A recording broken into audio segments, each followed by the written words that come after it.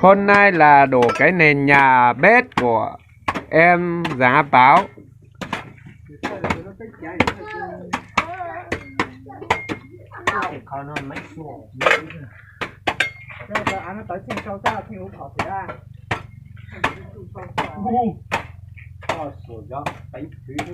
Cái nền nhà bếp của em Giá Báo nhé.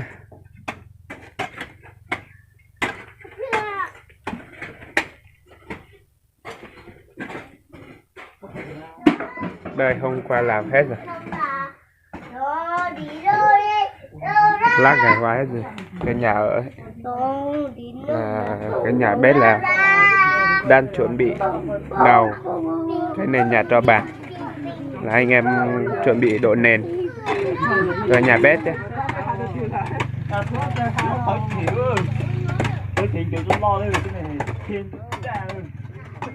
Đổ hết sơn, đổ hết nhà bếp, chỉ cần chưa ra nhà bếp thôi.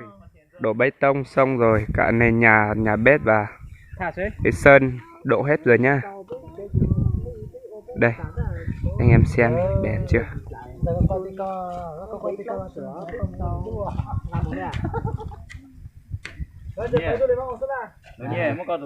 Chuẩn bị rào cái tôn nhà bếp nhá.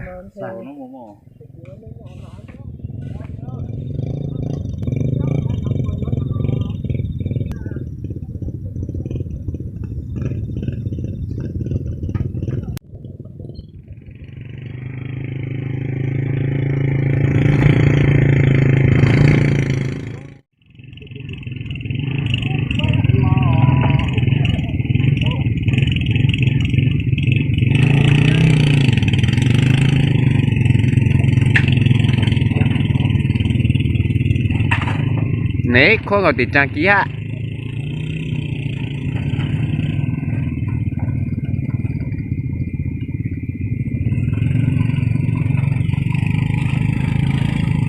Một lù đấy, Khánh ấy.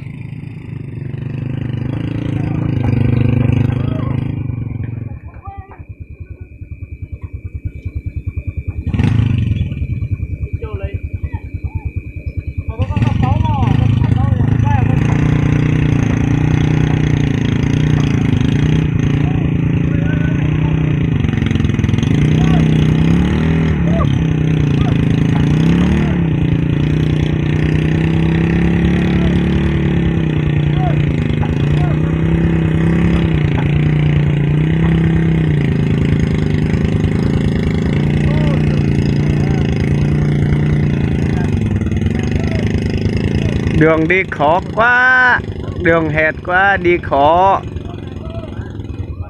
Ô, xe đi thế này khoái hết rồi. Hầu hết bê tông rồi. Cái nhà của em Giá Báo thôi. Mưa thế này mà anh em cũng chịu khó làm. Anh em rất là hy sinh. Mưa, đường xa xôi thế này mà anh em vẫn ra làm nha. Anh em rào cái nhà bếp của em Giá Báo nhá. Hôm nay rào cái nhà bếp của Giá Báo. Anh em dùng tôn thôi nhá, dùng tôn bán vào thôi.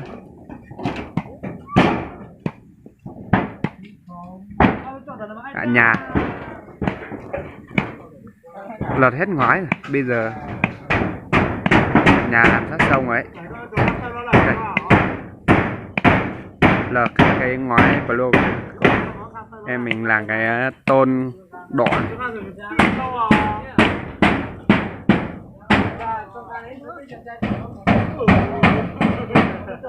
Bếp của em Giá Báo. Em Giá Báo đây.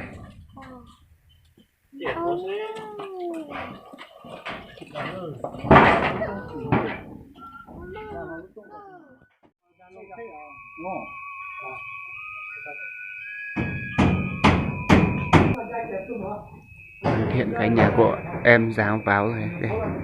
Em bà khép rồi đây.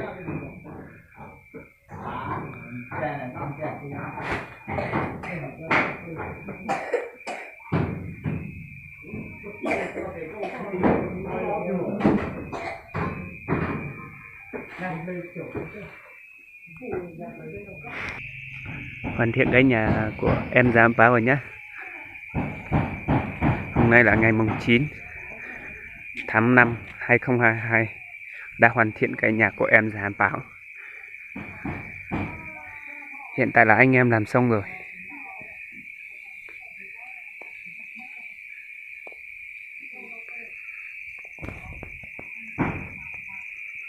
Đấy nhá, anh em đi làm cái nhà của em Già Bảo về là đường trơn thế này, đường đất, đường hề trơn thế này nhá. Anh em toàn đại xe thôi, không đi được đâu.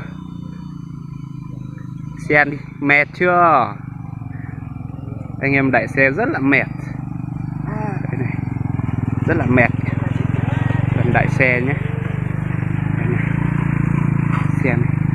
Xe đi thế này thôi.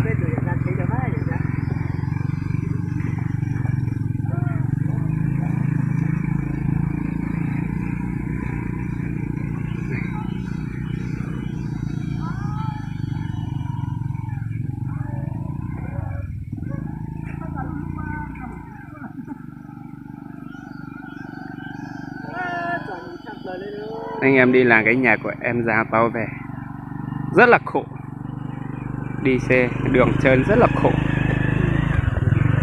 toàn 2-3 người đại thôi.